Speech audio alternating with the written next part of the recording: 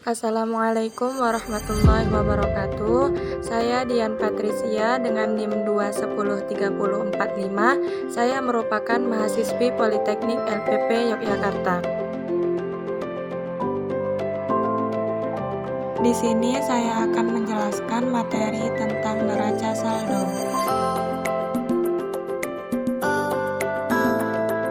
Pengertian neraca saldo yaitu suatu daftar tentang saldo dari seluruh rekening yang ada dalam buku besar pada suatu saat tertentu. Tujuan neraca saldo yang pertama untuk menguji kesamaan debit dan kredit di dalam buku besar.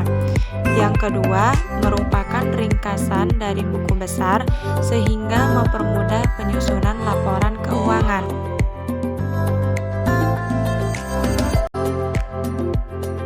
Manfaat neraca saldo. Yang pertama, sebagai ringkasan dari akun-akun pada buku besar.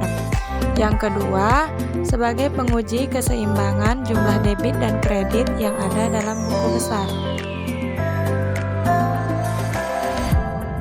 Fungsi neraca saldo. Fungsi yang pertama yaitu fungsi persiapan.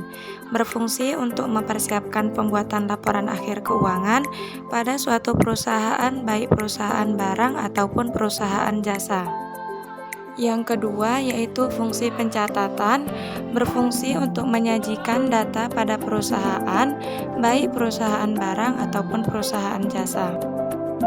Yang ketiga yaitu fungsi koreksi, berfungsi untuk mengoreksi ataupun memperbaiki seluruh catatan serta siklus akuntansi. Yang keempat yaitu fungsi monitoring, berfungsi untuk monitoring perusahaan, baik perusahaan jasa maupun perusahaan barang. Penyebab kesalahan dalam neraca saldo. Yang pertama yaitu kesalahan dalam penyusunan neraca saldo. Yang kedua yaitu kesalahan dalam menentukan saldo rekening. Dan yang terakhir yaitu kesalahan mencatat transaksi dalam buku besar.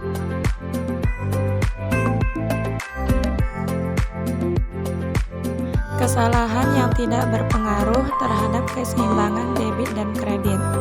Yang pertama, adanya transaksi yang tidak dicatat dalam buku besar.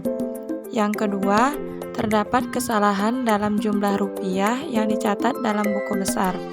Yang ketiga, adanya pendapatan atau pengkreditan ke dalam rekening yang salah. Yang keempat, adanya kesalahan yang saling menutupi. Langkah-langkah mendeteksi kesalahan neraca saldo. Yang pertama, melakukan penjumlahan uang untuk memeriksa kebenaran penjumlahan kolom-kolom debit dan kredit. Yang kedua, membandingkan nama-nama akun yang ada di neraca saldo dengan yang terdapat di dalam buku besar. Yang ketiga, memeriksa kebenaran jumlah debit dan kredit beserta selisihnya.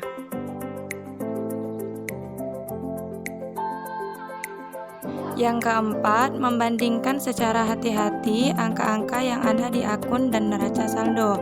Dan yang terakhir, jika hasil sudah benar, maka memeriksa jumlah debit dan kredit pada ayat-ayat jurnal yang telah dibuat. Kesimpulan neraca saldo yaitu, neraca saldo adalah sebuah komponen penting yang harus dibuat jika kita masih menggunakan pembukuan manual untuk mencatat segala transaksi pada bisnis Anda. Sekian dari saya, terima kasih. Wassalamualaikum.